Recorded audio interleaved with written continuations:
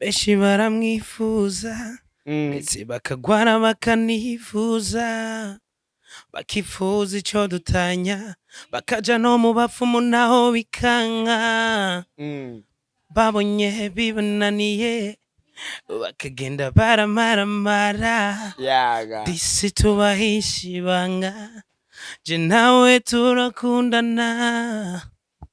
Oya inguvu jabaje kibazo kivuga ati nyene ico kimwe ico ni cambere abantu bajya abana bose nuko bameze baba bameze neza nyene nkaya reka ndakubaza vugisha ukuri urafise bashikawe hari nomwe ndaje nyama yigeze kuvuga ku bintu vyerekeye Fanny Lavine akigira mariage kuro amaze kugira rero mariage biba ngombwa yuko appointing akunda Fanny Lavine yuko yubatse afise inda yuko yubatse afise inda none ndakanda kubaza ko ico nyene ninde rero yababwiye ko Fanny ari ngomba oya nta numwe kuba yo twara inda ari bibi oya urabona Fanny Lavine abasanzwe akijijwe sivye abasanzwe akijijwe umuntu akijijwe ntatwara inda no abayitwara ariko oya amezi 12 wewe nyama nivyo abona ariko inda yavukiye igihe kandi Fanny agenda kubabana na Nolask nta nda yarafise kuko hari amezi aheze birakwiraboneka ko mariage aci amezi 10 baye man bagenda abantu b'Imana kandi ubwoko bw'Imana ntibuvumika ni wabuvuma uzosanga uri kuri ivuma cyane gose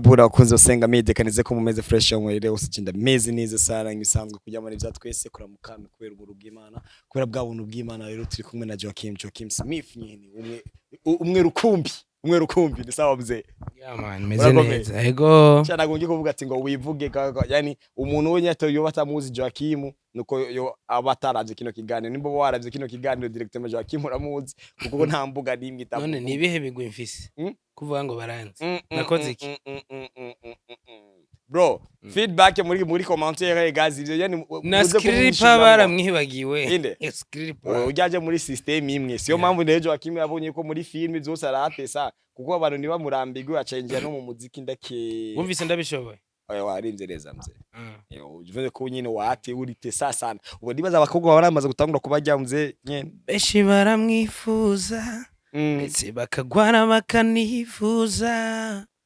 bakifuza ico dutanya bakaja no mu bapfumu naho bikanka babonye bibananiye bakagenda baramaramara disi tubahisha ibanga je nawe turakundana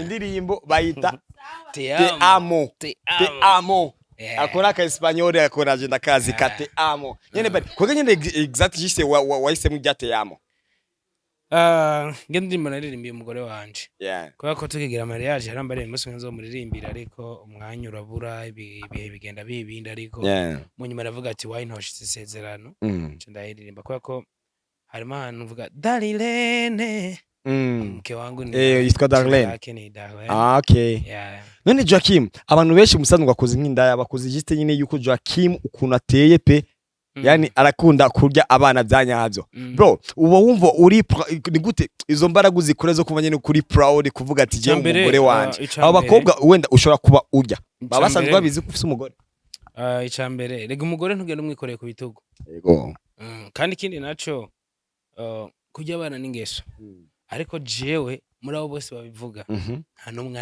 aramumbona n'amaso ku maso babona uko gusa abo twifotozanje mu mafilme ngo yarabariye abo duhuye ngo yarabariye bro Yesu mwenyewe yavuze ngo nimureke abana bato baza hondi jewe ndinde gukumira ibiremwa vy'Imana ndinde kuvuga ibiremwa vy'Imana ariko kubajya ziganzira mwe mu bivugamwe nta numwe arigera mbona ico ni cambere ica kabiri naco cyo kuvuga ngo bigushobokera gute ngo izo nguvu zo kujya abantu zikora he oya inguvu jabaje kibazo kivuga ati nyene ico kimwe ico ni cambere abantu bajya abana bose nuko bameze baba bameze neza nyene nkaya reka ndakubaza vugisha ukuri urafise bashikawe hari nomwe ndaje ndabizi no kandi wavuze abakobwa basagute babibeza wewe uri uba wiyemera bashikawe n'impongo bafise isura nk'impongo apeti yabo none uje ukura ntukanya ndani mzee niko nakuriza bashikawe sibeza ko ntarabaye oya bashikawe tubakora kugenya ntarajya bashikawe niko nabajya wewe bibaza ko nariye basaza babo barabiye oya ariko si jewe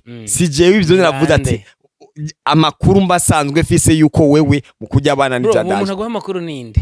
Kwereka abajournaliste bose mwitwaza ngo dufise amakuru. Zamutanga neza mvuge yavuye kugira ngo twumve ko nizeye. Oya nta munyamakuru yovuga hano aba yakuye kandi aba yasomeye. Iyo reba yita rumors. Oya ariko n'ubu nyene bro rukurukuru keshi iba ariyo nkuru. Oya. Nukuri ko Imana. Nivyo abantu bibwira. Joachim.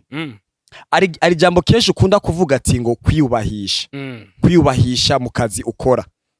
Kandi ngo kubera ko ni navyo bigaburi uyo muryango wawe bimucabakira ivyo bibesheje umuryango wawe nawe ubwa ku giti cawe. Ico kintu ubushaze gusobanura iki neza neza mbere yikunda kubaza akabazo kanje ko bujojo. Ikibazo cawe ndazigwa mumbaze ndakizi. Ego. Ni ukumbaza ngo fani ngubiki.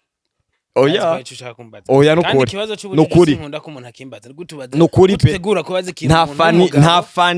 Nta fani ari buze muri kino kiganiro pe. Ahubwo tukinyere kuri fani nga anya turamwifuriza yasubireyo. Ni hababa. Habayiki. Yaravyaye none yibarutse. Ntawe ziko ndavyane bwamenye. Nyene ubwo nyene tumwifuze nyene ubwo nyene asubireyo ni hababa. Kuva ryari aheze imisi 4. Ntafise connection. Rero sinagiye yo umva amazi imisi. Yaravyaye umwana. Yaravyaye kabisa nyene ubunya umwana ariko akwiza imisi 4. Amara ikibazo bazishikwa kujya kuno uvuga ati ngo kwiyubahisha mu kazi kawe reka kwiganira kwa twagiye kujya kuno uvuga ati ngo kwiyubahisha ubushatse gusobanura iki? Kwiyubahisha kwa mbere icambere no gukora ikintu wumva yuko ukunze kuja gukora ikintu kugira ngo mugenzi wawe nezerwe uziwe kutagikunze. Kubisanzwe ubugikoze umunezereza ariko wewe wiyanse cyangwa ugashaka umugenzi wawe umufere umubeshe ko ari vyiza kandi mu mutima wawe atavyoshaka. Yani je nta bujyajya nkunda. Bisiguye ngo rero je ngiye gukora ikintu cyose cyo tuma niyubahisha. Gukora ikintu nkunze kandi nosobanura impamvu nagikoze. Kandi ubusobanuro bw'iwanje simba ngomba kubutahura. Ngomba shaka gusa kubimenya gusa ko nagusobanuri bitahura cyangwa kutabitahura. N'uburenganzira bw'umu ego. Rero je gituma mvuga kwiyubahisha. Ikintu cyose kitaguha umukate. Wabana. Uzogikore. Ica kabiri ni wabona hariho ikintu cyo giteza isoni ariko cyo naho cyo bakigaburira abana bawe ariko ubona ko atamateka kiguha uzokireke. Inzara y'umunsi umwe ntikakumenesha ibanga. Exactly. Okay, Joachim, none nyuma yo gushingira kuri meaning y'ico kintu woro uvuga ati ngo kwiyubahisha, reka tugende yani dusimbire ko direct kuri ya foto. Ifati ari foto wa foto uri kuri piscine. Kuri piscine boga na costume. Boganiki. Je ndi kuvuga ijya foto wari wafashe uri fotora kandi yani foto ntiyari selfie. Baragufotoye nabwo ari selfie baragufotoye. Ariko ni yani ni wowe byanga bikunda wari wize kuko warifashe neza. Wanda bizi guce ndifata neza ko nemvuye mu mazi. Sasa rero kugira ngo ufate uri kuri ifoto nkijya anya kandi bisa nka umengo wari ukuntu nyene wari nyene nabishatse wabishatse bisa nkaho mengo bro no mu mazi ndabishaka hose no mu mazi kandi akomeye biga birashika kandi wanashaka ntibaze ngo hajya ngo nabishatse nivyo mwe muca mwimvira mwe mufise buto mwe mufise buto ndo mwimvira jewe hajya niko hajya amanabishatse aho uhagaze nuko twosanga bimeze yebegaye sinangomba gukonera bro kwiyubahisha ncambere aharumva no uracari kuravuga kwiyubahisha bro hage nari muri piscine ne muri piscine bajana costume oya atakama none washaka cenda yigira ngo ndayice oya wari kurinda kwanza ugapowisha kwanza umaze gupowisha ugacufata ifoto kuvuga hage n'ivyari bisanzwe nari mpowisheje baravuga ko ndi muri sport oya kandi ukora vyishimira man iriga yona wicama bro nari habaye what's happened I don't know what's going on yani iyi foto baraza ndayibatako bigene bisanzwe bayirabe bayitako vraiment nyene bayirabe man kandi ugacufata ugasurinya urasurinya nyene kugira ngo ahubwo nibarabe n'isura ya Joachim ahubwo juste barabukungene ubugabo bwe buteye man Joachim nk'ubu umuntu yigweza amafaranga just nka menshi ukine pornography wowe ntavyo nokora none ijya foto witandukaniye n'ivyo onye haba iki hari umukobwa bro uri cyitegerezo cy'abantu benshi kandi urabizi ivyo onye sije urashima man umwe mu ba legend bagize cinema ndundi mu Burundi ntaciye haba iki rero inyuma y'ivyo zose kandi ndizeza neza yuko ugomba kuba ufise abantu bakuze bagukurikirana bakavuga ati bari ibintu byose wari no kubera kibiko bivuga abana kandi abantu bakuze bacicitse nuko babonye atakino kibikirimo ahubwo ko bivuga abantu bafashe bro ubwonko buguhice we washize mu mutwe we wari wamaze ahubwo wishyizemo ibindi bro ubwe wono umupede wari wanshatse inde jewe we Petit jewe kweri kandi uyubaye Petit ya Stone my brother kandi uyubaye urigere kuri senga kandi uyubaye kandi urashima rero nti Senga Media kandi ni wararamo jengira ayane ka system kabivanye ku buryo nibagira no kubwira ubutumire waje kugira ngo abashe kugira kureramutse nyine abakunzi basenga Media tumere nkaho mengo turatagura n'ikiganiro ndabutse abakozi basenga Media ndabaramukije aho muri wese mu mpande zine z'isi abari mu ruraruko mu maruko hereye hose ndabifurije mugire ibihe vyiza kandi miko mukurikirana Senga Media TV kandi TV imeze neza urabona ko yanzanye nga yego cyane kandi y'uburova igere impamagara yego vraiment yego kabisa Lorenz niyo TV yonyene uzosanga ko umuntu yitwa Stone niyo TV yonyene uzosanga mu cameraman afite dread bagwita kabarsa ego umu diaspora ahubwo Joachim ndabona ibintu by'aba diaspora ibintu by'aba diaspora zo murabesha tukire ngaho nyene Joachim nabonye ubunya warahize gukoresha nimero yo muri Amerika man warahabuye benshi Trump yambuye ivyo tubireke oya warahabuye benshi yagize iki warahabuye benshi yani kaje kabura umuserugo yani ya nimero ko ntakikubonako Kuna nimero ya mfise fona mutiko nje niko nkoresha connection ya Elon Musk umaze kuyironka wow oh by the way so no waruzi ko hari ngaho mu Burundi Leo urazi ko Starlink ikorana na nige connection ya Elon Musk siri miteresi yego nico gituma niko nabwira ati rero tuza no wari wese arayise nawe n'uburyo bwo cyangwa ufise umuntu wenda ugirisha nuze yagiye nimero kuja ku bantu bari special nyene cyo kuvuga n'abadiaspora nge nimero nyama yarayinyivye nyama aya nyama vraiment ubwo buhimbiri niyo bukora yobazwi mu bindi bintu byose ariko ubwo buhimbiri nyama bwo kwiba ntabwo yobukora to be honest oya bigavana n'icyo wivye haro no kwiba ubumenyi urakoze kumuzana kwiba si bibi ahubwo rero nyama ikibi no kwiba bitagira akamaro nyama yigeze kuvuga ku bintu byerekeye Fanny Lavine akigira mariage kuro amaze kugira rero mariage cyaba ngombwa yuko appointing akunda ya Fanny Lavine yuko yubatsa fisinda yuko yubatsa fisinda none ndakanda kubaza ko ico nyene ego ninde rero yababwiye ko Fanny ari ngomba oya nta numwe kuba yo twara indari bibi oya urabona Fanny Lavine abasanzwe akijijwe sivye abasanzwe akijijwe umuntu akijijwe ntatwarinda no aba bayitwara ariko oya ndiko shingira ku kuntu abantu nyene bo batekereza ariko rero ni ukurumva rero nkabandi ko mbabazwa n'ukuntu igihe Fanny Lavine yani yagirya mariage yani nyamara afasha ibikomanta ko aravuga ati ngo Fanny Lavine biki ngo yubatse afisinda ariko yavyariye ku gihe bisigura ati nyamara beshi no ariko ivyo bintu nyama we ikintu aca bikunga aca bibona aca yibaza ngo Fanny Lavine ngo igenda ngo numupfumu yayiroze ngo imara amezi 12 wewe nyama nivyabona ariko inda yavuka igihe kandi Fanny agenda kubabana na Nolask nta ndaya afite ko hari amezi aheze birakwiraboneka ko mariage ya amezi 10 baye man bega n'abantu b'Imana kandi ubwoko bw'Imana nibuvumika ni wabuvuma uzosanga uri kurivuma cyane gose so acha amezi 3 rero te amo iriko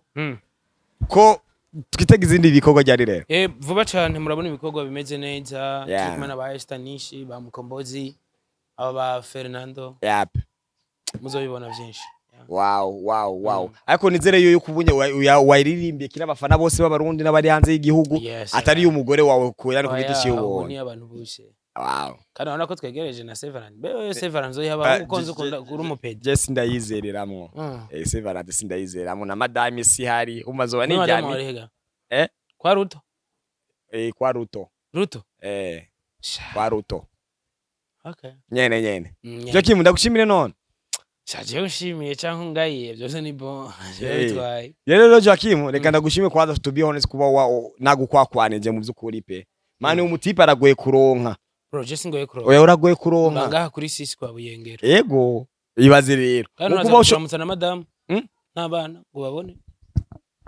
ushaka mutoa ngozi mimi niranza kuya hapa ndaraba kuntu ibintu bimeze situation bonye ari sawa ndabaza amen vraiment uvyumve bro yuko jewe nasenga Imana every day kaka mvuga ati man uzofashe nuze amanuki umugore wa Joachim amanuke kugira Darlene siro gibagira Darlene reka ndamugeze ndasaba Imana ati umugore wa Joachim amanuke. Hari kiye kibazo kubera ko narinzi amahano numva amahano ukorera ngayi Bujumbura ubwo rero kuba madame wamaze kuza ubu ni sawa aje na kimwe nawe sinobeshe yego uravuze neza kora kube ubeshe ngo nivyo wabonye oya vraiment narumva naravyumvise uruzi yuko no gushikisa hari abantu bagiharira ngo Yesu ntiyazutse aracari ku musaraba byoshoboka kuko nico gituma ivyo wumva byose siko ari ukuri twege umwe wese reka yizera ivyabona cyendizera ko Yesu yabambwe ku musaraba akazubuka ariko abandi bavuga ngo ntiyazutse sigure ngo nawe ivyo wumva yaba vyiza canke bibi kuri jewe nizera ivyo nyene kandi Darlene abana anishima avuga ati oh my goodness nefise umugabo ndamwishimiye. Wow. Yeah. She is. So Darlene turagusuhuje shaho madame Joachim ubyumve nyene bari yuko nyene ufise umugabo wa nyawe. Madame wanje wumve gusuhujwe n'umupede. Ujya mwana we ko ubona ariko acinyuma akamera nubwo ataboneka neza n'umwana wanje umupede aravya. Abapede bajya ubwoko bwose. Hybrid ugushaka kuvuga ko je ndi umu hybrid rero. Umupede. Waravyaye ariko ujya abakobwa abahungu bose uramena. Sawa urakoze cyane Joachim.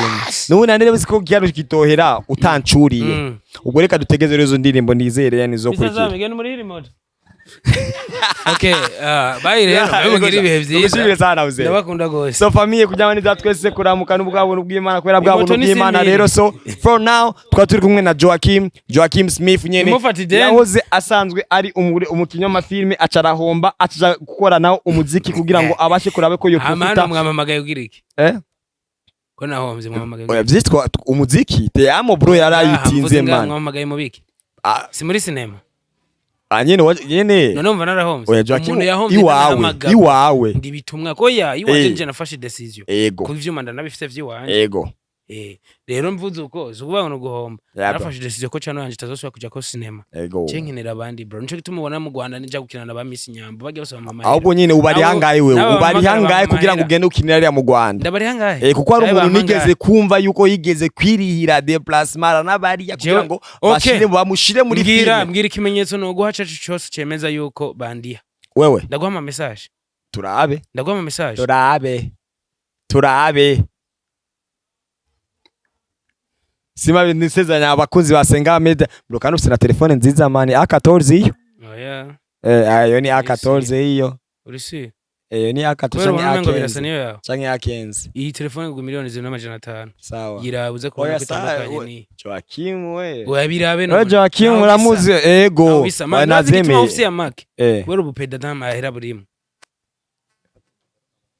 mani bakozi basenga media oya ngoja ni umuntu kire mumuhezagire TV naitwa Senga Media bagusengere bro twebwe dushira Imana imbere y'Imana bacujya abahungu twe dushira Imana imbere by'abahungu sinza ababoro bikura ariko arakuvugira ubituna ukura uhenone tuzinanye ka turazinanye kandi twese umva umujya kwera muzinanye oya ariko avuga kuko sanzwe anzi Imana yaranzi neza juste yuko ndandicana kizanye nuko utavyo gukora wavuze mukajya bariko ngo je ntavyo ne kwihakana ngo sindi babandi rero Joachim bakunze basenga media umumezagirire kandi turagushimira ko waramumanukanye Darlene bisigura ati rero busutwa bwose wakora ubunya bwagiye guhagarara nyene kandi none ko yaramanutse baciye bagaca bye bakunze basenga media.